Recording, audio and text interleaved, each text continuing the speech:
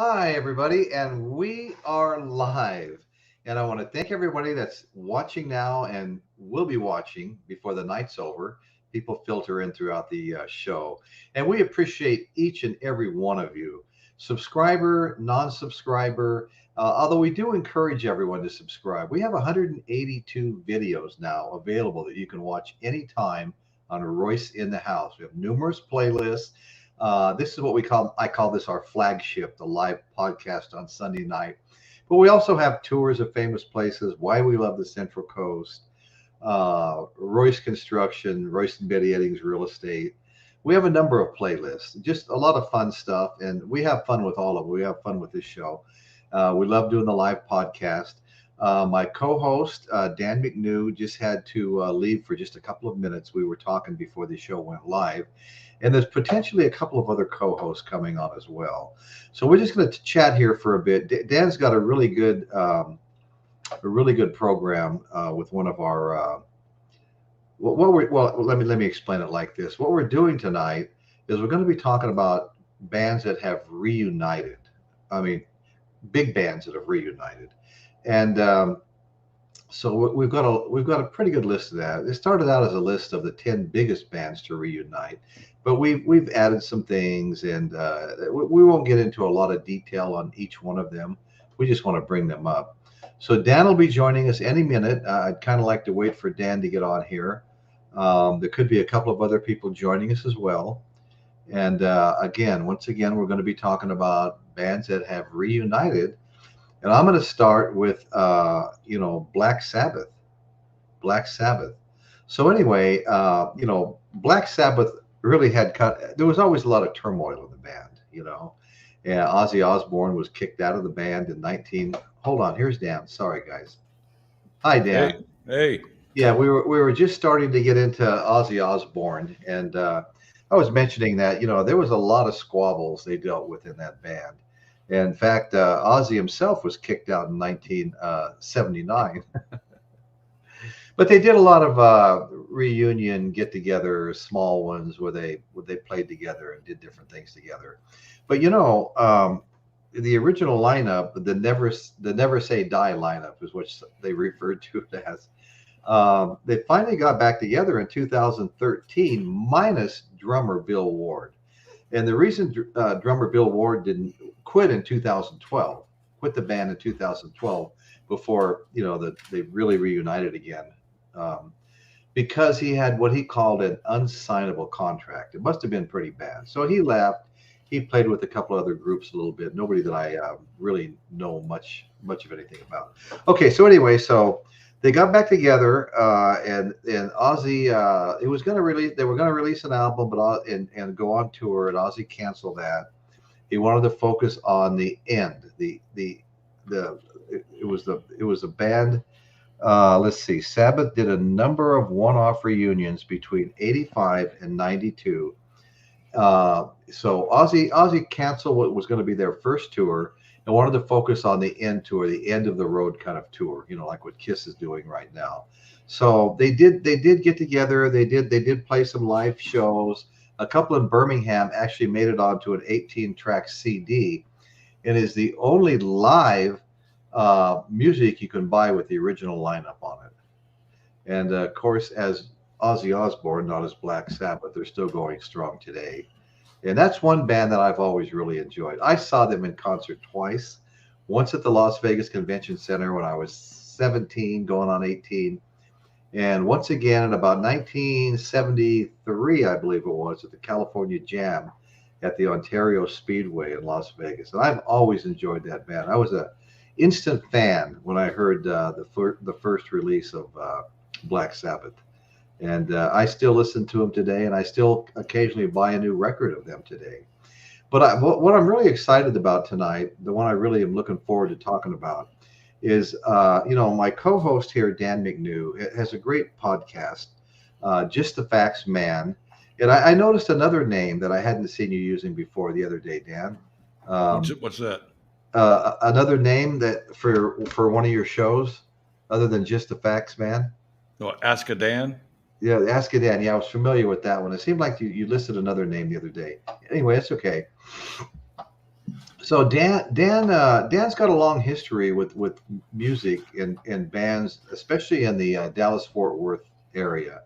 Dan used to help manage a band called Aska, and we've had the lead singer. It's a heavy metal band. We've had the lead singer on our show before, and I tell you what a fantastic guest he was, Dan. Yeah. I really appreciate you bringing him. I mean, that guy, he loves to talk, and he's very good at it. He was very entertaining. Yeah, he's a very good interview. Yeah, it was a very good interview. Thank you. And you also brought on Billy Blair, and that was a really a fun show. You know, He's got several movies coming out he's now got too. several movies coming out. Yeah, no, he's doing really, really well. I'm really impressed. And the other two guys you brought on, one was a AC/DC tribute band, and the other one was I can't remember exactly what the no, one was Metallica tribute, and the other one was Bad Company. Oh, tribute. okay. But I'm sorry, Metallica. And those guys were really good.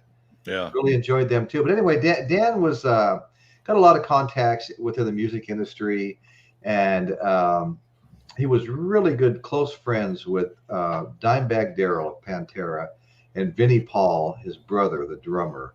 And of course, we all know now that Dimebag Darrell was actually killed by a fan while he was performing. Fan walked in and shot. How many people did he shoot, Dan? Well, he killed 4 and shot 7 total, I think. Oh man, right in the middle of a performance, just walked in and Yeah. started shooting and killing people. Just crazy. And then of course, how much later after that happened did Vinny die? Well, Dimebag died in 2004, and Vinny passed away in 2018. Oh, yeah, So it's been, what is that, 16 years? yeah, What I can't do math. yeah. No, yeah, about Yeah, about 16. Yeah. 14 years. Okay. Well, that was quite a while. Was he still performing, or did he have a band, or? No, Vinny did. Yeah, Vinny had he formed Hell Yeah in 2007, I believe, Okay. and he was with that band till the end. Gotcha. Okay, great. So anyway, what we're going to do is we're going to show a video, and the chat is a little lean right now. We could actually wait on that a little longer if you'd like to. We could, well, not yeah. too long. Like I said, I'm gonna have to leave early. My back is really bothering me tonight. Well, let's go ahead and show it. Is this something I can show again later if you have to leave early? I can leave it on, I guess. Well, Yeah. no, once I leave the StreamYard, it's gone. Oh, okay. Yeah. I was just curious. It's okay. Well, let me see. You got to leave early, so let's talk about Led Zeppelin first, then, and see if we get some people on here. Okay. The original Led Zeppelin lineup, of course, was Jimmy Page, John Paul Jones. They went out recruiting. They recruited. Let's see. Well, vocalist Robert Plant and John Bonham, the drummer. John Bonham, the drummer, and Robert Plant were playing in a band called Band of Joy when they were recruited, and they were recommended to John Paul Jones and Jimmy Page. So they went and found him. They found Robert Plant singing in his basement, and they liked what they heard. And he said, "Well, hey, let me get you got to hear my drummer." And as soon as they heard John Bonham, they said, "Hey, would you like to join us too?" And of course, he said he would. And so that band took off in '69. They released 2 albums, Led Zeppelin 1, Led Zeppelin 2, doing fantastic. And a lot of people didn't know about them until Led Zeppelin 2 because they didn't have any singles on Led Zeppelin 1. And if you lived in a small town that just played, top 40, kind of similar to where I was living, you didn't hear much Led Zeppelin until Led Zeppelin 2 came out, and Whole Lot of Love hit as a single. Then it just went crazy. And hi, Angela's here. How you doing, Angela? Good to see you. And Bill K.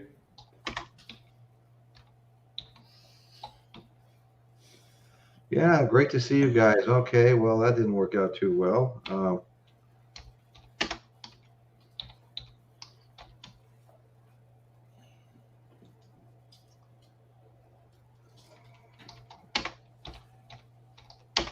Yeah, I don't know what it's going to be like here around the holidays, because I'll tell you right now, what Christmas falls on next Sunday. On Sunday, so does New Year's. So I think it's safe to say we won't be having a live podcast the next 2 Sundays. Oh, come on, Royce. You got plenty of time. I know. But what I would like to do, I'm going to do some pre-recordeds and just schedule them, maybe a couple of weeks over the next couple of weeks, just to get something out there. Oh, hey, there's Dave, the pickup artist. How you doing, buddy? And look at this, Linda Foster. Linda, thank you for joining us. We really appreciate you. And we have Michael Nolan. Hey, Dan, I think we might be getting really close to. I see Julia's out there. Yeah. You say hi to a couple of people. Stop it.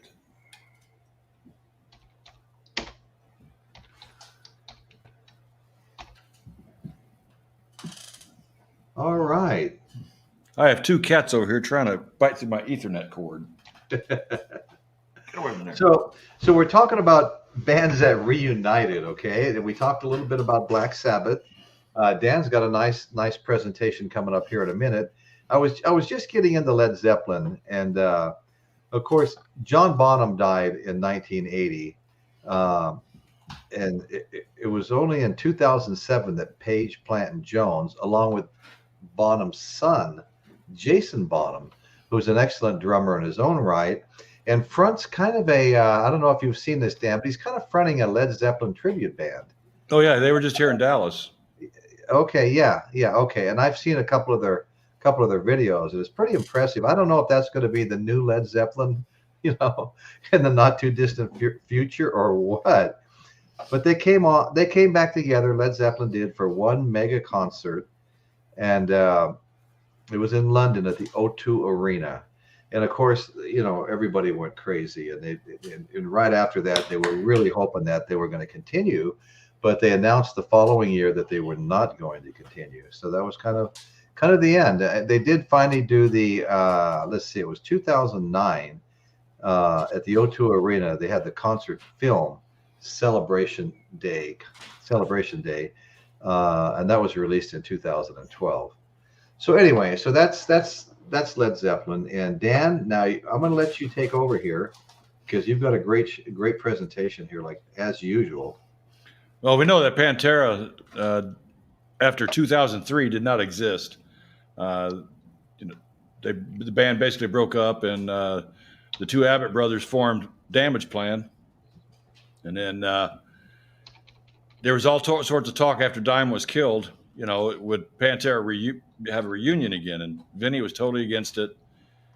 Said nobody could replace Dime, and saying people were selfish if they wanted a reunion. Well, years later, Vinny passed away. Okay, so that leaves two original members left in the band. And I guess it's back in the summertime, they decided, well, they're going to get together and do they call it a celebration of Dime and Vinny's life. It's a celebration of the Pantera music. So there's been a lot of controversy about that. A lot of the Pantera fan base basically split in half.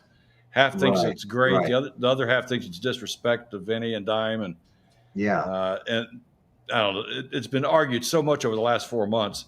Well, they finally had their first round of concerts, last week or last 2 weeks. Yeah. And so everybody's curious how it was going to turn out, how the fans were going to react. And the reaction from the fans, at least in South America, has been overwhelming. It's just unbelievable. And they don't. And right now they got a little bit of issue because Rex Brown, the bass player, caught COVID.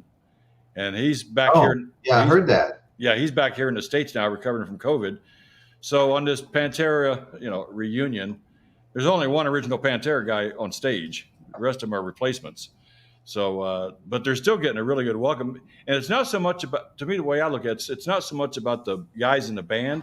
It's about the Pantera music, and what the fans are experiencing now is about as close as you're ever going to get, especially when Rex comes back. Right. And, Rex is out for the rest of the South American tour. They'll be back on stage till they come to I think they're going to Europe. And they're selling tickets like you would not believe. Like here in Dallas, they got 100,000 tickets here in Dallas. It's almost sold out. And the tickets, if you want to get down to the pit, the face value is $800 just to get in the pit. And you get in the nosebleed section is about $500 a ticket. So they're, of course they are touring with Metallica on that leg of the tour. They're with Metallica. So people are wondering now if Pantera headlines a show, would the tickets be cheaper? That high price ticket is probably kind of put on Metallica because Pantera is an opening act. Right. So there's, people are saying it's a money grab, but whatever it is, it's very successful at this point in South America. And the video that you're about to show will kind of show how the crowds are reacting. It's unbelievable. And this is at every show the crowds are doing this. Yeah, I woke up a week or so ago in the middle of the night. And it was one of those rare nights I'd taken my phone to bed with me. Thought I'd do a few things on my phone, but of course fell asleep instantly. But anyway, I found some of those shows before I fell asleep, the Mexico concert stuff. And I started watching it. And I think it wasn't live, but I mean, I think it happened that night or the day before. Yeah. The night before, because it was that night. Anyway, I just put a link up. Michael Noland, if you'd like to come on, I know you've got a lot of knowledge about some of these reunions and stuff. I know Bill K, I know you do too. And you know what? Breakfast Kings, Angela, Julia, any of you guys, Mr. Ruski 830, if anybody wants to come and join us and share some stories about band reunions or just come join us and just hang out with us, that's fine. Just hit the link and you'll go backstage and I'll bring you up. And I know, Michael, were you planning on coming on tonight? I know I asked you I always ask you in the comments section of one of your shows today. Anyway, if you are, just please hit the link and join us, brother. So Dan, let's go right into this video. Well, before we go to the video, I want to go back to the Zeppelin thing, which is kind of okay, good. Because in 1992, I think it was, I met Jason Bonham, and he's out promoting. He was actually doing a drum clinic here in Dallas, and that's when he had just formed his band called Bonham, and they were kind of popular for a while. Yeah, and I got to meet him, and that was at the time when. Hey, Michael. They had just found out.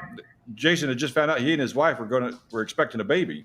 Oh wow! And at the time, they didn't know it was a boy or girl. Okay. I'll tell you how long that was ago.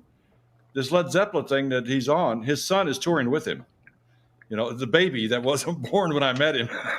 He's now on tour with his dad, Jason Bonham. It's like, wow, how many years that been? It's been 30 years. Oh man. Have you guys seen that picture of Jason Bonham sitting on Robert Plant's lap on his knee? Oh yeah.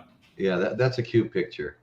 Well, when I saw him at the drum clinic, he was, he would play a tune without the music. You would just hear the drums, and we had to try to guess what song from Zeppelin that was. Oh, is that right? I mean, and he was really good. It sounded just like his dad.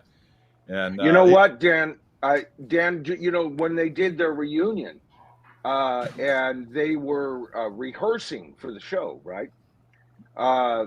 It was Jason that kept telling the rest of the band, in 72 on your spring tour, you guys went this way. And he totally informed them. They couldn't believe that he was so connected to every little change. Because like I said in one of my, recent videos, that band to me was the greatest jam band on the planet. Usually when you think of jam bands, you think of like the Grateful Dead. The Grateful Dead, yeah. Right. But come on. I mean, for all the empirical reasons that you would consider the Grateful Dead to be a jam band, doesn't Led Zeppelin? I mean, John Paul Jones never played the same bass pattern. Bonzo never played the same drum pattern, and Jimmy Page was all over the place. Yeah. So, but I thought that was wonderful. And you know what? Bonzo's son, he gets a lot of crap.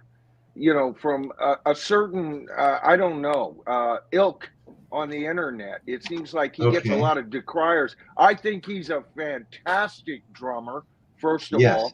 And that night, that show, I'll say it until the day I die, that was the greatest reunion in rock and roll. Only the Beatles could have passed it, and they didn't because of their history, right? The second greatest band in rock and roll has to be Led Zeppelin, bar none. They did and accomplished, just on an empirical level, once again, guys, what no other band except for the Beatles accomplished. They ruled an entire decade, and Yeah. that comeback, that show, and guess what? It was done. It was so Led Zeppelin. First of all, you don't have all these guitars in the background. Jimmy was bold and played brand new notes that we had never heard, with brand new approaches to his solos. John Paul Jones was better than he ever was in Led Zeppelin. His bass playing that night was, I'm a bass player, as you know, Royce. That bass playing that night was so freaking incredible. And if Bonzo's son did not fit into that pocket perfect, it wouldn't have worked. And it was, to me, the greatest reunion. I can't think of another reunion in rock and roll that could come close to that. And yes, we all miss Bonzo. So it's not OG totally, but man, at least it's in the freaking family, man. Like Jason Bonham told me, he said he had the best teacher in the world. Yeah. And I'll tell you what's kind of cool too. If you go look at that movie, the song remains the same. And in that video, you'll see Jason when he was just a baby sitting behind the drums. And I go, man, talk about, predicting the future. Right. Let's take a second here and welcome Mr. Ruski to the show. Hey, how you doing, buddy? Doing? Good. How are you guys doing? Doing all right. We're doing fine. We're doing fine. How you doing? Hey, Royce, it's Potter. Oh my God, you're kidding me. Snowing, huh? What's up, brother? Hey, good. Hey, I'm glad you joined us. I didn't realize it. I've never seen this name before, Mr. Ruski 830.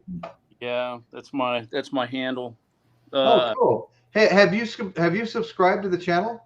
Well, I did today. Good, outstanding. Thank you very much. Yeah, no problem. I came across your podcast a couple weeks ago, I think, and then I saw it today, and then I saw that there was going to be a podcast talking about band reunions. So I'm a little late getting in. Hey, I wanted to mention that I don't know if you remember, Royce, but Jason Bonham's Led Zeppelin experience, or whatever he called it, they came to Vina Roble. Yeah. No, I didn't. I missed that. How long ago was that? I want to say it was last summer. I went, man. It was pretty insane. Am I wrong to say that he comes out and does a little singing too? He didn't do any singing. Okay. I'm wrong then. I'm wrong. But what they did at the end of the concert, like during the encore section, they had like some old previous live tracks of Bonzo, like old studio tracks. Okay. And they played those, on a track, and they had some video footage of him as well. And then the band played along with it. So they were actually playing with Bonzo. It was pretty incredible. Wow. That is incredible. Yeah. I think Linda's right here. Queen, Adam Lambert, fits like a glove. What do you guys think about that? I know Freddie Mercury's, maybe it's Freddie Mercury's. Look, Adam Lambert is a great vocalist. They put on a great live show, but it's not Queen. No. Well, what is the definition? You can't replace Freddie. You can't replace him. He was 1/4 of the writing.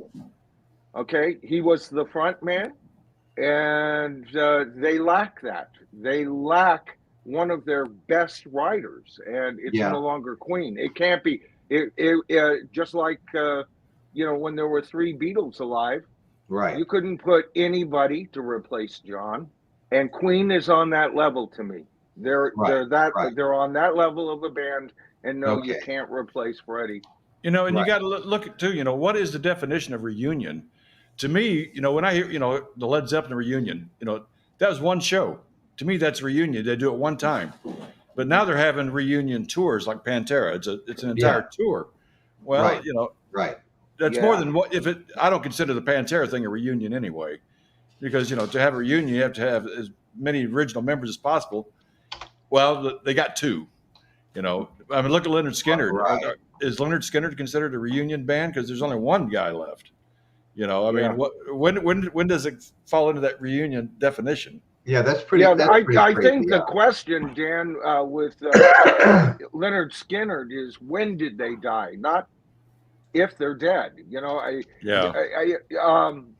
you know, it was okay at first. You know, right after the plane crash, they did some good stuff there, Right. and they still were viable. But it seemed like each and every consequent effort they released, it just got a little less Leonard Skinner to me. What do you guys think?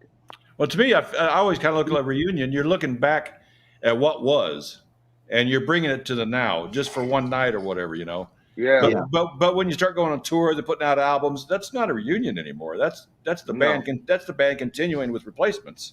Yep. Yeah. Yep. They're a tribute band at that point. I've said that about Foreigner.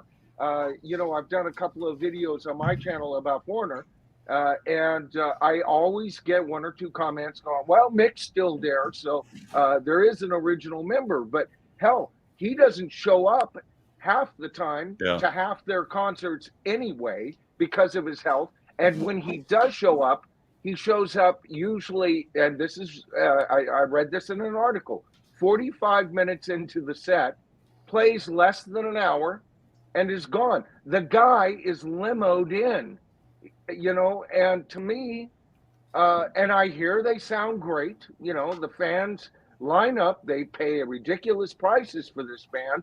Yeah. And to me, this is what Kiss is doing here. Gene Simmons has said time and time again that he sees a time when 4 brand new young men in their early 20s, late teens will don the costumes and Kiss will continue. And this is, I put this question out to the tribe over at my channel in my last video, is this okay with you people? I mean, are we, you know, that's a tough one, Michael.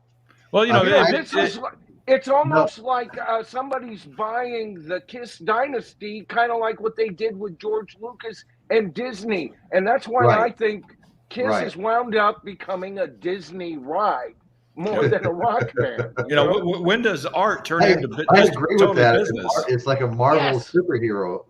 Yes. It starts off, you know, as art, but then it turns into nothing but business, you know. And and I think it loses a lot of its artistic, you know, value. It's like Gene Simmons, he says that, you know, Kiss is a brand now. They're not really much of a band anymore. And you know, he's, you know, with their makeup and their costumes and all that. I heard him make the same comments at some point, because costume, you're not going to know who's behind the makeup. No, you're not going to know who's behind the mask. Or hey guys, it gets worse than that. Okay, so these new guys are up there. They're not recording anything new. They're not the original geniuses who created this wonderful band, right? That's exactly right. Yes. Okay. No new, all brand new members. So nothing from the OG. Okay. Ticket prices through the roof. Gen 2. Yeah. Okay, but here's where it really gets insane, Royce. Now they're putting on all these backing tracks. So you don't even know what in the hell you're listening to half the time. You know what it reminds me of? It reminds me of what the Monkees did in the 60s. They became a product, you know, and they didn't write their own songs. And someone else wrote their songs. They didn't play their own music. They just packaged it. And that's exactly what Kiss is doing. They're turning Kiss into the Monkees. Right, except that the Monkees were formed as that. Yeah, exactly. And became greater than just 4 guys playing rock stars on TV, right? They did become something greater. They're valid, Dan. They're really a valid band. Somehow they're a valid band. Except when we're talking about these guys, Kiss was a valid band. Now, I was never a great big Kiss fan, but I love their live album, and I go, you know what? For a hot band down the block, I'd go see them locally anytime, so I had respect for them. But now, see where the Monkees evolved, whip it good, baby, because we're now into Devo, right? Right. It is the de-evolution of rock and roll, and I hate it. I absolutely abhor it. And somehow, as fans, as Right. concert goers, either we've got to make a decision that enough is enough. We're not paying $9,000 for your tickets, Taylor, as you swiftly leave the building. Yeah. Right. Or $9,000 for you, Brucey boy, Right. Right. because you No, happen to be that's a rock totally insane. icon. Yeah. Yeah, I totally agree with Julia here. Gene and Paul. I mean, if they're not in the band, it won't be the same. I mean, it Right. took me years to warm up to Kiss. I don't know why, but it wasn't until the last few years that I bought some of their albums and stuff. And there's some stuff there that I like, and I do have some of the live stuff and a couple of the early, Destroyer and Rock and Roll Over. Let's see, the live album, the second live album. And I've got a greatest hits, album, and there's some good songs on that. But anyway, like I said, it took me a long time to warm up to them. They really weren't quite my style. I mean, I was aware of their songs and stuff like that, but I wasn't in a panic to rush out and buy any of their music or go find them in concert. And but I will kind have of to how say, I always thought of them, Royce. Is kind of like, they're okay, right, but, right. Yeah. But I never thought they were just a toy band. I've Right, got comments on my channel saying, "Well, hey, they're a lot more serious." No, they had a seriousness to them at one time. Mhm. Anyway. Yeah, I'm gonna give a quick shout out to a couple of our friends that have podcasts that are good podcasts, and I recommend everybody check them out and subscribe to them. We've got Breakfast Kings of Loyola. We've got Eddie's Physical Media. I really enjoy going to Eddie's too. He plays the kind of songs that you don't hear anywhere. He play the whole album, and it's really good stuff. And a lot of it's psychedelic, psych music, and some of it's just, I don't know, straight out of space. One night when I was listening, and he's got some fun stuff. And Dave, the pickup artist, great guy. He's got a good show, and I just encourage everybody to go check all these guys out. We're all trying to help each other out, help each other build our shows, and anything we can do to help, we're happy to do so. In fact, I'm going to start doing a lot more vinyl community contest stuff. There's Sam St. John. He's got a contest on right now where he's trying to get more subscribers and celebrating his second year as a podcaster. And he's got a contest that you go through the rules of his contest. You can win something. He's got 5 things that he wants to see everybody that enters his contest to show, and those 5 things are like he wants you to show a box set. That's number 1. He wants you to show a band you've seen live. That's number 2. Number 3, show a sealed album you haven't even opened yet. Number 4, show an album you've only listened to once. And I probably have a lot of those that I've just opened and haven't listened to yet, but some that I've only listened to once. And then show some things show something you have autographed. I've only got 1 autographed album. So anyway, so that's Sam St. John and celebrating his 2-year anniversary and trying to build his subscriber base. And I'm going to be making a video this week, putting it out there, entering that contest, and just start doing as much as I can to help people. And some of them reciprocate, and it's all good. So anyway, so I encourage everybody to, branch out a little bit, check out some of the other shows, help the other guys out. We're all just trying to build our shows. Subscribers are a big thing. If you hit the like button, which is visible for everybody watching, it lets the algorithm know that people are liking our show. And so when people are searching for content, they match you up with them if people are liking what you're doing. And I know Michael's big on that. And I've got 182 videos now, and they're all available at any time on Royce in the House, my YouTube channel. And I would appreciate if somebody wants to share one from time to time. That's a big help too, helping people getting it out there so more people see it, more people come to the channel, more people subscribe. So anyway, that's a little spill for now. Let's get back to the show here. With these reunions, like I was talking earlier about Pantera, it's kind of a gamble if it's going to work or not. Especially at least with Pantera, there's such a controversy about it all happening anyway. So the first night that it happened down in Mexico, they spoke loud and clear how they feel about the Pantera music. And it's that same way at every venue they go to. And like I said, Rex, one of the original members, caught COVID and is back home. So there's only one original member on stage. But it's not really about the guys. It's about the music. And that's what people came there to hear. Yeah. And if you show the video, it'll kind of show you, how they're reacting to this reunion. Can you? Yeah. Well, our dear friend Michael McVeigh, who's got that new band Blackbird Rain, getting ready to play a venue. I guess his drummer was just awarded best drummer in the area. Yeah. Contest they had. Yeah, that's great. I'm really happy. But Linda says he's celebrating Peter Criss from Kiss, Peter Criss's birthday, and Michael's with him. They're good friends. Michael's at the airport right now. So that's really cool, Linda. Thanks for sharing that. We appreciate hearing that. We have a lot of good friends that are really into Kiss members and know a lot of them personally, and some of them were co-hosts in the past. So we spent a lot of time with some Kiss stuff. Okay, so Angela says, no more concerts for me. Just much. Zach Wilde's playing guitar with Pantera for this tour. Yeah, and I absolutely love Zach's work with Ozzy Osbourne on No More Tears and some of the other stuff. I thought he was fantastic. And I think him and Dimebag, I think they were pretty close. Yeah. So it was kind of, in my opinion, suitable for him to kind of fill that.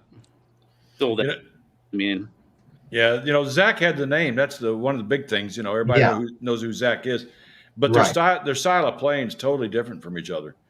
They're totally different styles. He can play the notes, but it doesn't have. It's not the same exact style. I mean, I know I know other guitar players that were good friends with Dime too, and they sound just like Dime.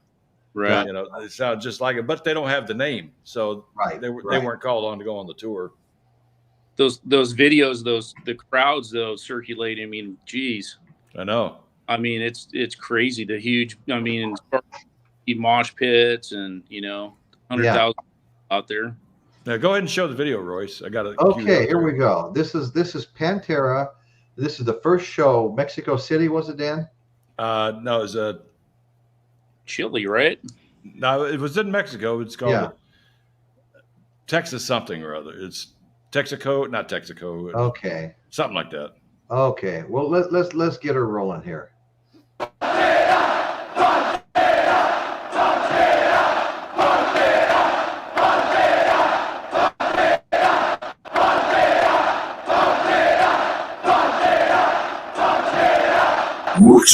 Over the starlight.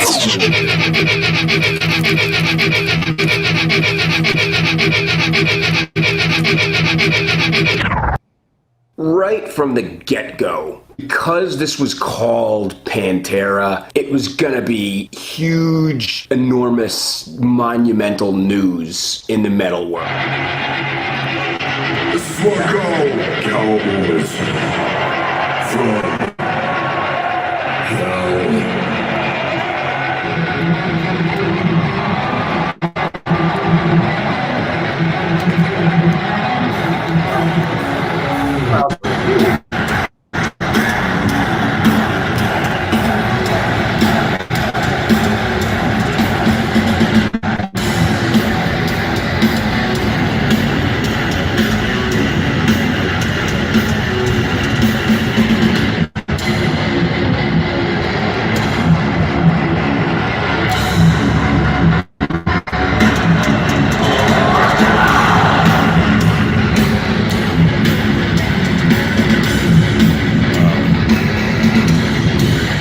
Today has arrived. Pantera Tribute has made their first show in more than 20 years. I woke up this morning and I got pinged as And I knew this morning would be awesome and that I would get to watch a bunch of clips from the first Pantera show in Mexico yesterday. It's the first show in more than 20 years. I'm sitting in work on Christmas, with my Pantera t-shirt.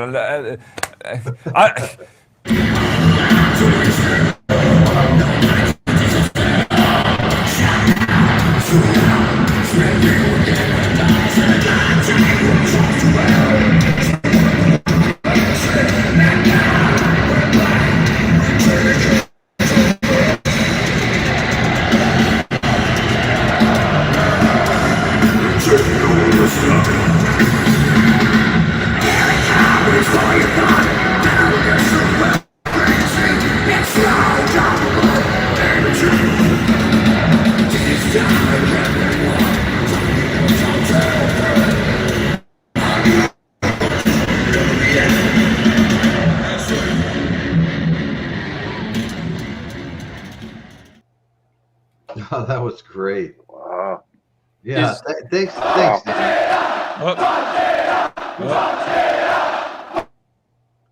Is Metallica Okay, that's it. planning that tour, or Not on the South American tour. They're not going to start touring with Metallica. I think in June is when it starts. I know they're going to be here in Dallas on the 18th and the 20th of August. And now Pantera is only playing on the 18th, but the 20th is Dimebag's birthday, and that concert will be that night.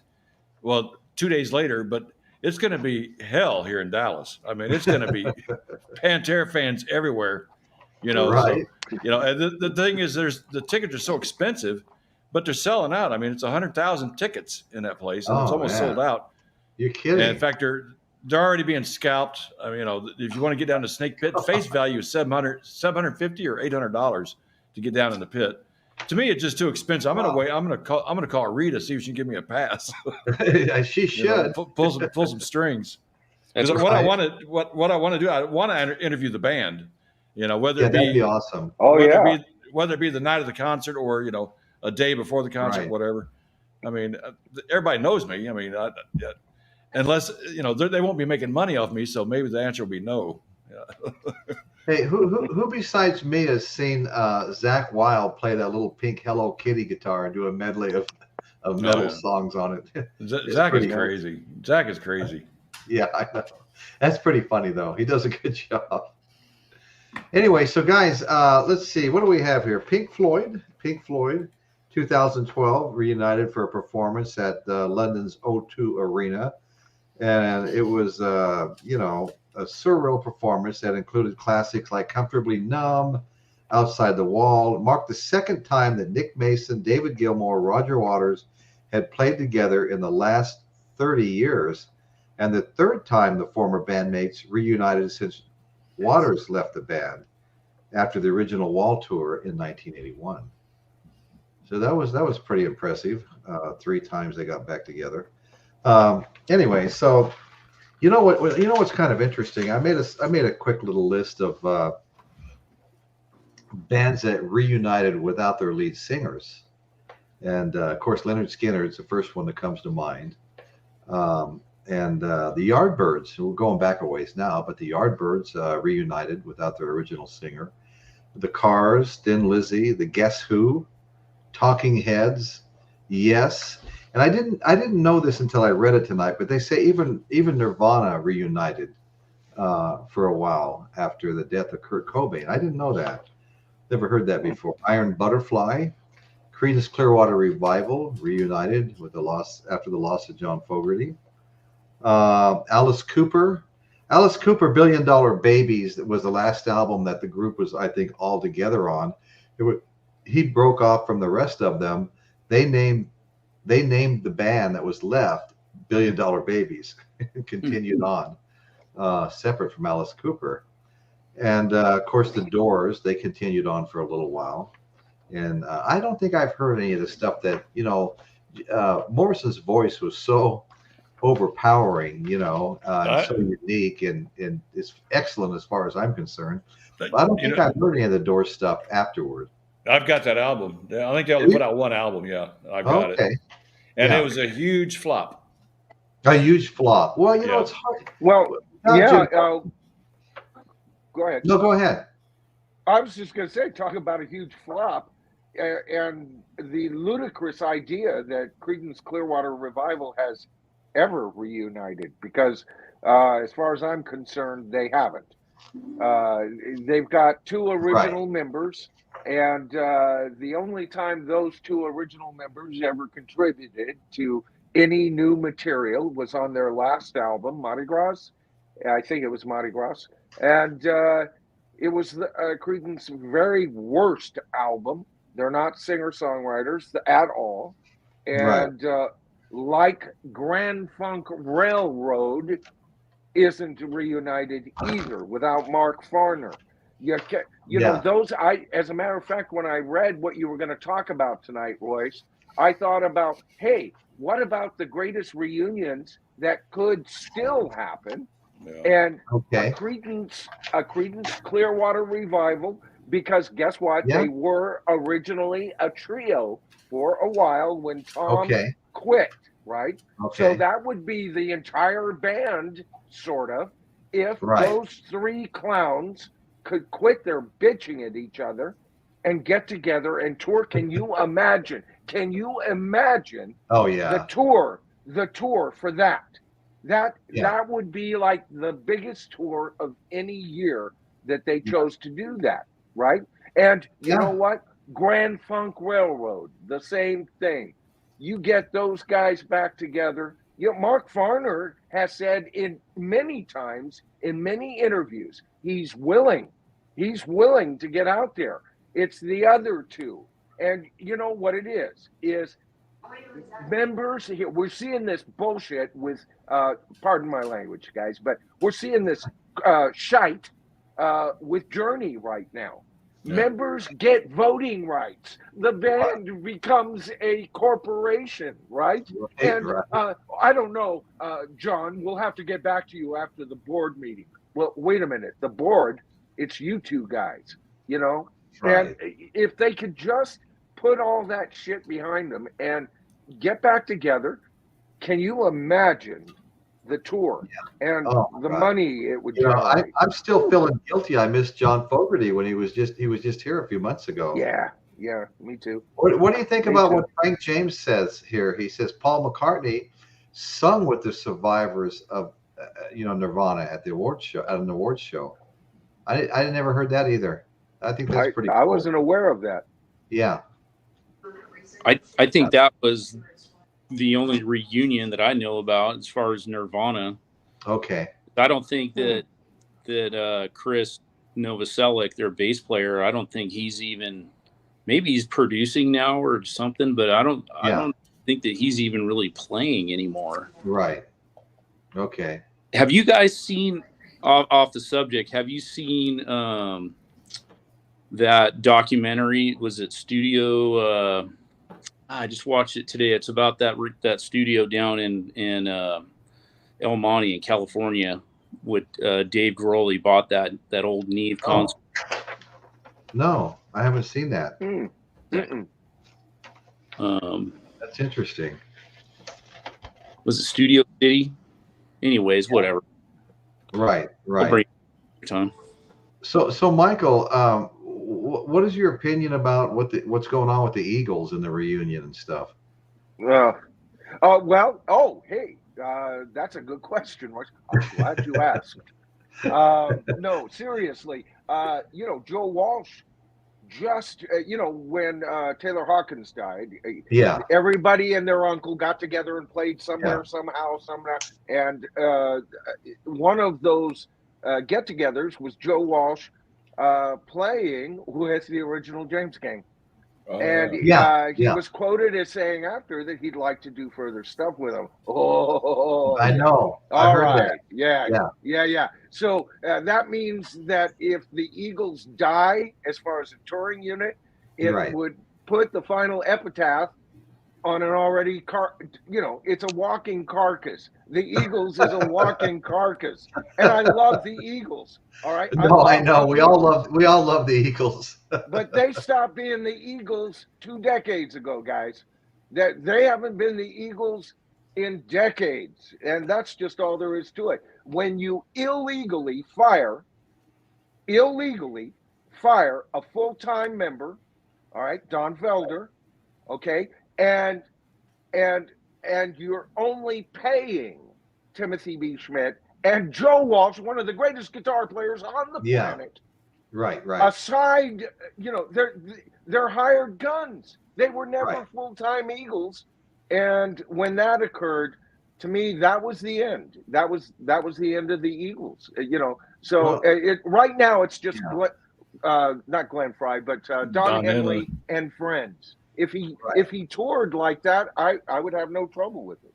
Him and Vince Gill could go off to their honeymoon and settle into the sunset. Well, Michael, I heard that Walsh never really had a like a full membership in the Eagles. They never signed a contract. No, he never did. And he said he didn't really care. They must have been paying him damn well. And he didn't care because he had so many issues with alcohol and drugs when he came there. Right. And they kind of they really helped him out, helped him get through it and get to the other side. And for those reasons, he was happy just to leave things alone, leave them the way they were. Yeah. Well, Royce, I'm going to tell you something. I said that in one of my videos not too long ago as to why I think Joe Walsh stuck with the Eagles, even over Don Felder. Remember, they were very good friends. Don Felder drove Joe Walsh to rehab. Well, listen, buddy, I've never talked about this, but I have my own recovery issues. All right. I know what it's like to recover. I haven't drank a drop of alcohol in 34 years, and I was at death's door when I decided to stop that little puppy in its whatever. All right. Yeah. I can tell you personally, as a musician working during those years, what it took to stay clean is you latch on to any freaking family that you have. And the Eagles were Joe Walsh's family, brother. That's all there is to it. And so he saw his recovery, and which he was serious about, as almost as one with the band, the Eagles. And I think that's why it was impossible for him to kind of come to Don Felder's rescue, which he needed badly. Now, why Timothy B. Schmidt hung up on Don Felder and was annoyed with Don Felder when Don Felder was doing nothing more than looking into a corrupt corporation that he was on the board of directors for all intents and purposes. Wow. Remember, Don Felder was a full-time Eagle. He joined the original foursome, and they became a fivesome. So he is an original Eagle in my mind. Okay. Yeah. And he had a legal right to say anything he wanted to. And Henley and Fry, as usual, they hate each other, but they hate other people, and that's when they unite. And that's what that band's been about for the last 20 years. I never looked at Joe Walsh as a permanent member of that band. They come out with an album. I go, Joe Walsh is on that album. I go, oh, cool. Next album comes out. Oh, Joe Walsh is on this one too. Yeah. I always looked at him like he was the guest musician.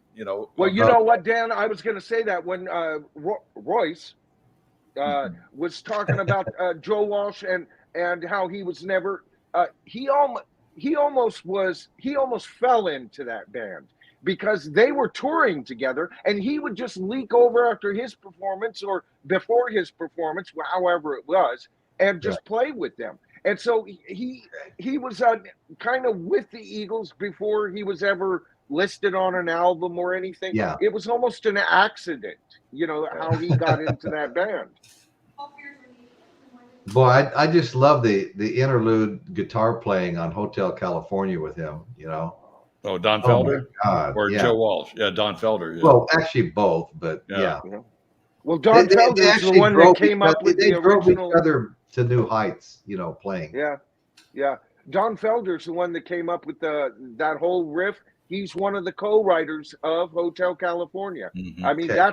the music in that, you know, the chord progressions and everything. That's all his. He brought that in, and then Okay. other Eagles got their little fingers into it. Right, And it's right. one of their best creations. Oh, I just saw a video of Don Felder Totally. sitting in the studio playing Hotel California, his portion of it. It's like, wow. Oh Yeah. the Eagles now. have just now released high definition videos that have been out on YouTube for years, but not Yeah. this good a quality.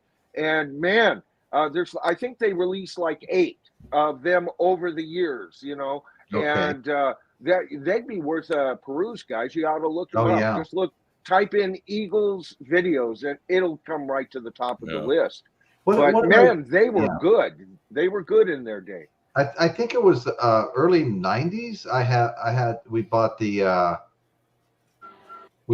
Eagles final tour. I think VHSs or whatever it was. That was great. Did you guys see that? I imagine you did. Yeah. Well, I know the last time I ever saw the Eagles in concert was during the When Hell Freezes Over tour. Okay. And the last time I saw him in concert is when I drove down Petaluma Hill Road in Roanoke Park, California, at Sonoma State University, and couldn't afford their tickets, but stopped the car and listened to them from outside. Oh, that's cheap. That was the beginning of their ridiculous ticket prices right there. Yeah, I couldn't afford to go see them, so I just camped out. There's like a 20-foot dike that, you know, that kind of separates you from the band, but a good climb up the tree and you saw it, you know. Well, you know, if I remember right, initially they were considered a country band, right? I mean, country rock, right? Yeah, country rock, but yeah. Yeah.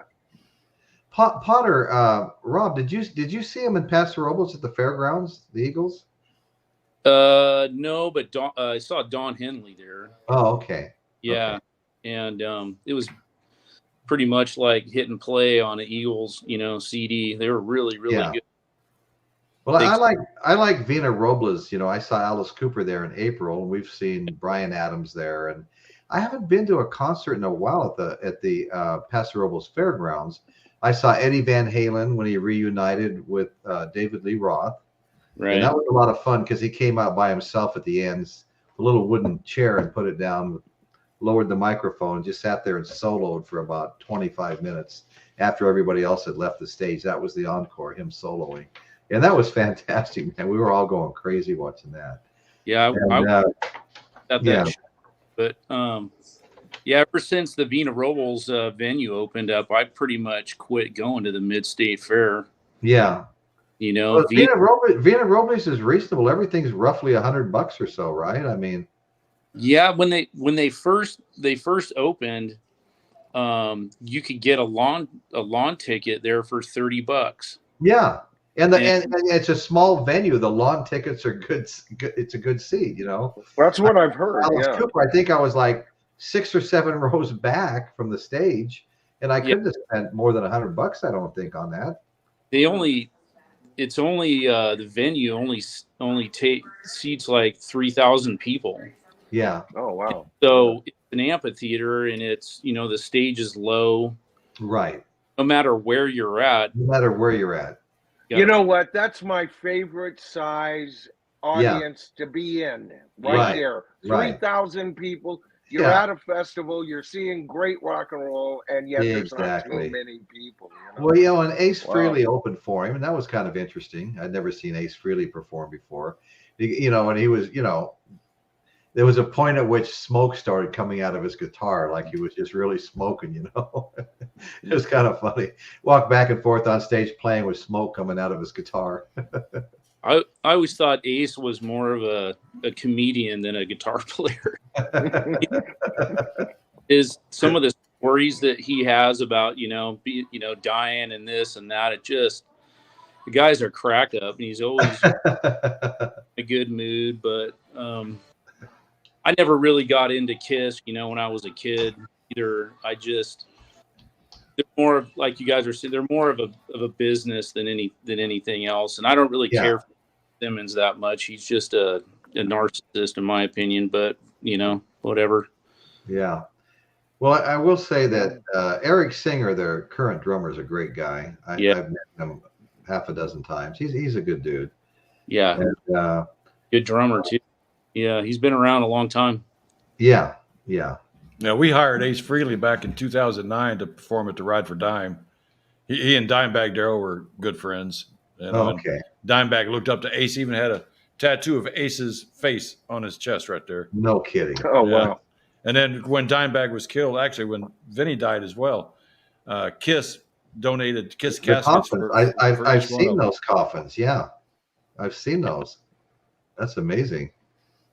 God, I wonder what those things cost. If you had to buy one all painted up like that. I bet you Gene Simmons could sell one of those coffins to a dead person. I mean, to that guy. I mean, he could sell ice cream to an Eskimo. I mean, the guy. Yeah, no, he's done well for himself. Okay, so the police have reunited. Reunited. Yep, that was a good one. Yeah. And they left the door open to maybe do it in the future. I kind of doubt it will, but they've kind of left the door open there because they've never said no. They have never officially broke up. I guess. So there's. Even though Sting and Stuart Copeland, they used to get on each other's nerves quite a bit, and just like bandmates will, but but everybody knew that it was all about the music, and their feelings didn't matter. It was all about putting together good music, which is kind of ironic too, because there was one of the albums they recorded, they were short one song, and Stuart Copeland just started. He was sitting there farting around on the drums. Came up with a beat. Then the other two guys came on stage. They just started kind of playing along with him. And of course, the record button's going. They're recording all this. And that ended up, they came back and refined it a little bit, but that ended up being one of the songs on the album. It was called, what was the name of that song? I can't remember now. But it's one of my least favorite songs. Yeah. It's on, isn't it on Synchronicity, Dan? I believe so, yeah. Yeah. It's almost a joke song. Yeah. But you know what? Within the context of Synchronicity, it's perfect. But you're right. It's not like if they had released that as a single, I probably would have thought, we're in trouble now. Yeah. But in the context of that wonderful album, man, it fits perfect, I think. Well, the police when they got back together, they didn't produce any new material. But they had a reunion tour, and it spanned an astounding 151 concerts and grossed $362 million with no new material. Jeez. And I've always been kind of on the fence. Back in the day, I mean, now it's the concert tickets is where the money's coming from. But back in the day, they would produce an album and then go on tour to support the album. And and I heard a lot of stuff. I go to a concert to hear the stuff I'm familiar with. Yeah, to me that is always a lot of times you get there, and I remember my younger brother Richie telling me he went to a show and the guy just wasn't playing any of the stuff they all went to hear. The people started booing and stuff, and they immediately switched and started playing all the oldie stuff. Yeah, to me that's always aggravating. Going to a concert, we're gonna play stuff from our new album, dude. I haven't bought your album yet. Right. So you listen to foreign music, you're not used to it yet. Yeah, Potter, were you at that? Rob, were you at that? Let's see, it was Bob Dylan with Tom Petty and the Heartbreakers. Were you at that concert at the Mid-State Fairgrounds? Is that the Traveling Wilburys? No. It was just Bob Dylan, and then he opened for Tom Petty and the Heartbreakers. He came out first, and I was like, oh, great, I mean, Hard Rain's Gonna Fall and all these songs that I love that Bob Dylan does, and I've been listening to for like 50 years. And he comes out with a white Stratocaster and plays a bunch of stuff I never heard before. It's just sitting with my mouth open. I mean, where's the stuff I came to hear? And then Tom Petty and the Heartbreakers came out. And they did a great set. And then Bob Dylan came out and joined them, and they all played together. And it was a great concert. Don't get me wrong, but I was surprised that I never heard a single song I'd ever heard out of Bob Dylan's mouth that night. I didn't see that show, but Okay. Tom Petty at the Mid-State Fair Right. some years ago. He Yeah. there a few times. Yeah, he has. Yeah. Yeah. But you know what, Royce? I can think of 2 concerts I went to where Okay. just the opposite happened. First one is I went to both at Winterland, and both I'm probably between 17 and 18 years old. Okay. The first one I saw along with Montrose and Sammy Hagar and all of. Okay. Sammy Hagar. Okay, and Joe Walsh and Barnstorm. Okay, and I went out and bought both those albums. A couple of within that year, I went and saw this unknown band called Queen. All right, and I went out and I bought Queen 2 the very next day. So I feel like we're kind of what is that sound? Do you guys hear that, or is that me? It sounds like somebody's trying to do a Donald Duck impersonation or something. Yeah. Huh. Anyway, but I remember a time for me where you went to rock concerts and you discovered future, beautiful, wonderful art. You know? Yeah. Right. Yeah. No, I agree. Yeah. That's what it's all about. You know, and I don't dislike the new songs when I go. The Rolling Stones, all of them. They always, promote their latest music, and usually when you like the band, you like. But it was such a change for Bob Dylan to go from his acoustic stuff to playing electric guitar and a completely different style. Anyway, but it was all good. I still enjoyed the whole thing. Let's see where if we can stop it. I'm there we go. Okay. It stopped. Okay, it must have been coming through Rob Potter. Yeah. I know Rob Potter because we're both contractors, and I was hired to build a 3-story office building, huge building, one of the biggest buildings in town, and downstairs was going to be an urgent care. And the people that were doing the urgent care hired Rob Potter to to finish the inside of the urgent care. So we were working on this job together. And whenever he was gone, all his subcontractors were in there asking me how to do this and do that. And I was always interpreting the plans to everybody. It was a fun job. Rob's a good guy. I was really surprised to see him come on. Because I didn't recognize his name at all. Hey, there's Jeff Davidson. Yeah, something sounds weird. Yeah. It must have been why Rob cut out. How you doing, Jeff? You got some good reunion stories you'd like to jump on here and share with us? I'll put a link up if you're interested. Hey, I'm gonna have to sign off. My back is about to kill me. I got to go lay down.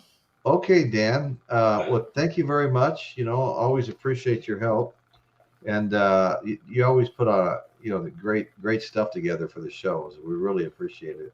Oh yeah, Dan, your prep work and stuff, just amazing. Yeah, he really puts these wonderful videos together whenever he comes on, and it's really great. Yeah. So there's no show next week then, right? No, we're not going to have one next week because I'm going to do a couple of little pre-recorded things that I'll set up to come on different days as we get closer to the weekend and Christmas. And what is Christmas winding up on Sunday this year? Yeah, it is. It's winding up on Sunday. I think New Year's is too. Humbug. I know. I am going to put I'm not a big Christmas guy.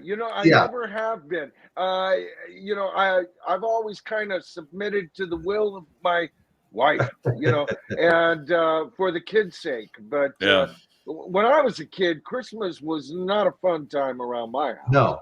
So I don't have a lot of fun, dear Santa memories, So, it can be a mixed working bag, through the holidays is kind of A-okay with me. Right. But Well, I hear know you. my wife's sister is taking the train in from Texas, and she'll be here in a couple of days. So, I've had a lot of honeydews to do, like every night after work and on the weekends and stuff, and I'm okay with it. Sometimes that's just the motivation I need. Someone's coming over, Oh, I love the whole family thing. And the whole family thing sometimes does happen on Christmas. Yeah. It's just you're not guaranteed for it to happen. And often it almost seems like there's more fights, there's more of this, there's more disagreements, there's more tension. During this time of year, I'm ready to pull my hair out. Sometimes. To me the worst part of Christmas, and some people enjoy this, is actually going out shopping. I hate that. Oh, yeah. My wife used to do all that. She used to do all the Christmas shopping, and I'd help wrap, but she did most of the work. Well, now that she's gone, it's kind of left up to me to get the grandkids. Thank God for Amazon. No. Amazon Prime, you can't beat it. I mean, they got these little outlets close by, and stuff sometimes shows up the next day. Yeah, I had my Christmas shopping done in about an hour. Never left the house. Well, I could probably beat that. I wound up at Target today, but basically it was just to buy a Christmas music album, and it was called the Number One Hits or something like that in white vinyl. I haven't opened it yet, but it's got a lot of good stuff on it. And, guaranteed to have Mariah Carey, right? No Mariah Carey. Thank God. It's kind of better than that. It has to be. Here it is, white vinyl, the number one hits. I mean, it's even got, and I was really glad to see this one. It's got Bing Crosby, White Christmas, written by Irving Berlin. Yeah, I've been hearing a lot about that lately, and it's got something. I might. What? Up until the release of Hey Jude, White Christmas was the biggest selling single of all time. Oh yeah. Well, that's the thing. It's got the Temptations doing Silent Night. Burl Ives doing A Holly Jolly Christmas. Oh, that's an old one. I love that. Yeah. Cool Yule by Louis Armstrong. Elton John does Step Into Christmas. Vince Gill, Have Yourself a Merry Little Christmas. Let's see, Brenda Lee, Rocking Around the Christmas Tree. The Chipmunks sing Christmas Don't Be Late. The Chipmunks. I've actually got that on a 45 from when I was a kid. Oh, do you? Oh yeah. And it's also got Jackson 5 singing Santa Claus is Coming to Town. Oh Lord, yeah. I remember that. So you said you got that at Target? Yeah, I got that at Target today. I saw the funniest video today about Target. This lady, she's getting ready to go Christmas shopping or whatever, and she's getting ready to go to Walmart, and she's dressed all inappropriately, curlers in her hair, she's wearing house shoes and a robe. She's going to Walmart. Right. She comes back and she's all pissed off. She goes, Walmart didn't have what I wanted. Well, what are you going to do? I got to go to Target. And she walks in the back and she comes back. Oh, she's so dressed all properly now. Oh, yeah. No, the shopping, I tell you what, we went to that Target center. There's a whole line of stores there, not just Target. But it was hard to find a parking place. I mean, everything's just packed right now. Packed. And I don't miss that. Yeah, and Julia hit the nail right on the head here. Shopping is horrible right now. I mean, the line. I mean, I went all the way to the back of Target to look at the vinyl albums back where the TVs are. And I got halfway back toward the registers, and the line had already. That's where the line was, halfway through the store.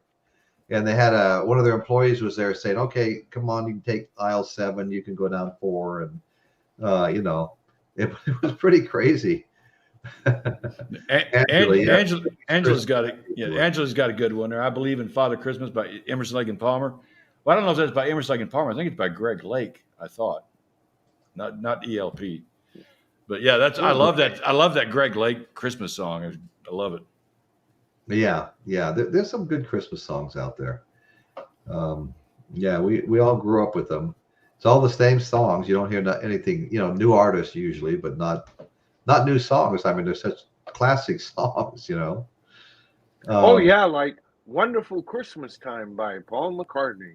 The most overplayed Christmas song of all time. Wonderful Christmas Time. Yeah, right. I swear, this is the first year that wasn't the first song I heard on the radio, as a Christmas song. Usually the very first song I hear when Is that one? Christmas music starts getting played is that damn song Okay. for whatever reason. Yeah, no, I got to give a quick shout out to Caitlin, who's leaving. She just had her shoulder operated on, and she's she said she probably wouldn't be able to make it tonight because of that, because she wasn't feeling well. And anyway, Caitlin, I hope you're doing much better, and I really appreciate, especially what you're going through, that you came on the show tonight. Thank you very much, and I encourage everyone to go watch Caitlin's show. She may be taking a little break right now, but Caitlin's Corner, it's a lot of fun. She's getting into all kinds of stuff now. So anyway, thank you, Caitlin. We appreciate you. There's a comment out there talking about that McCartney song. I just bought the Wonderful Christmas Time 45 today. Is that by the real Jackson? Right. And it's interesting because that particular cut is actually close to what he did with McCartney and McCartney 2 albums. He plays 98% of the instruments on that particular cut. He just that's him. And then, of course, he brings in Wings to fill out the vocals a bit. But many of the vocals are even. Well, was that song ever on an album, or is it just a single? No, it was like either a single or a B-side. No, I don't think it was a B-side. It must have been a Christmas single right from the get-go. Because that came out about the same time as Back to the Egg, if I remember right. Yep, I think so. Yep, that's as I remember it. Or between Back to the Egg and McCartney 2, and that would make sense, Dan, because McCartney 2, he goes back into the studio and does all of the instruments for McCartney 2 like he did with 1. Yeah, right. So maybe it was right after Back to the Egg, just before McCartney 2, and he was already gearing up. Because that, to my memory, I think you're right. It feels like it came from 1979, doesn't it? 79 was a good year. I love 79. Oh yeah, it was. Me too. Well, I have another shout out, and that's Michael Nolan, the Bottom Line, right here with us, co-hosting. Michael's got a great show. I've never seen growth like that. I mean, I know. Who are you talking about? No, Michael Nolan, the Bottom Line's got a great show, boy. He hits hard and he covers it very thoroughly. He really does his homework. Thanks, Royce. I appreciate it. Yeah, no, you guys, everybody here, go check out Michael Nolan, the Bottom Line. He's got a great show. You will be. It's worth the peruse. It's worth the peruse. Absolutely. Yeah. Okay, and the real Jackson, thank you very much for showing up, brother. We appreciate you. And I just want to say that if there's anybody out there watching right now that's not a subscriber, because when I go to my analytics, it's kind of funny because I see like it's almost 50-50 now between the people that watch my show. Half are subscribers and half are not. And I really like to get the other 50 under the big tent with me. That would be fantastic. Right.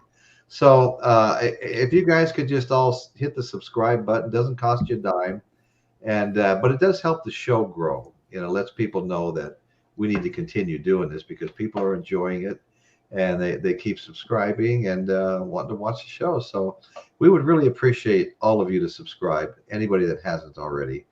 And thank you very much for that. And you know what? On that note, I think we're going to have to. There was a couple of more honorable mentions I wanted to mention here, and these are a few more bands that reunited after a hiatus. Blondie shut down and reunited. Of course, Guns N' Roses, the Sex Pistols, Grateful Dead, and the Monkees that was mentioned earlier. They actually broke up and reunited. Velvet Underground and Weezer. Just a few I thought I'd throw out there, And has anybody got any final comments, Michael, Dan? Well, I'm assuming this is our Christmas show, and Michael's the only one with any type of Christmas decorations in the background. It'll be on reruns. Wait a minute. I've got this Christmas album right here. There you go. I don't drop it and break it before I get to listen to it. No, I know. That's a good point, Dan. Yeah. Yeah, no, I tell you what, wait till you guys see the video I'm going to make of our Christmas porch. We built a 3-horse carousel that actually turns, and Betty built these nutcrackers that guard the entrance to it. And 2 of them are 5 feet 6 inches tall. My wife made these, and the other 2 are 4 feet tall. And it's I gonna. saw that. She builds a porch every year, and it's always different. But this spinning carousel is something else, and the way it all came together. Of course, I get involved too. I'm cutting things out and offering suggestions. It's all in her mind how this is supposed to look, but I'm offering suggestions on how to attach things and make things more sturdy and things like that. And we had a strong wind here the other night, and one of the nutcrackers lost an arm, and some things blew over, but it's all back together. You did. I saw a video you put out the other day where it was, I guess, it was under construction at the time. Yeah, it was under construction. Yeah. And I gotta tell you, man, you got a huge house. Your living room or whatever, that looks more like a hotel lobby. It's huge. Well, it's a little over 3,200 square foot. It's way too big for us now. It was okay when we had the 3 kids at home, and of course now my youngest daughter's home. Her son lives with us full time, my grandson, and her daughter's here, a lot. She goes to school in San Luis where her dad still lives. That's where her dance and singing lessons are and all that stuff. So it just works better for her to stay out there where everything's close. Her mom would be going back and forth 3 times a day to San Luis Obispo. But anyway, so Merry Christmas, everyone, from Jeff Davidson. Thank you very much, Jeff. Merry I want to wish Christmas. everyone here Merry Merry Christmas. Christmas. Thank you very much. Yeah, we really appreciate every one of you. So anyway, so one of the videos I'll be posting this week will be the Christmas porch. And I started filming it a couple of months ago when she started on the first nutcrackers. And so now we're ready to put all those together, and hopefully I can find them all. Yeah. So this is Betty that's putting this all together? Yeah, my wife. Yeah. Yeah. Oh, Yeah. Cool. Yeah, no, she's very, very crafty. It runs in her family. Her mother was that way. She's got sisters that are that way. They could just kind of make anything, Yeah. Yeah. Awesome. So anyway, I want to thank everybody for showing up tonight, and Dan and Michael, thanks for co-hosting, and Yeah. fun to see Thanks for Rob having Potter. me on. Yeah, no, anytime, brother. And it's all, with you two guys, it's like, I don't know, sitting down with a couple of friends in the same living room. I love it. That's how I feel too. That's how I feel with you guys. Yeah. But I thank you both for having me on tonight. Thank you. Oh yeah, no, thanks for showing. Okay, everybody. Thank you all for joining us. And that's what's going on in Royce's world today. And we look forward to seeing you again very soon. All right. Good night, everybody. Merry Christmas.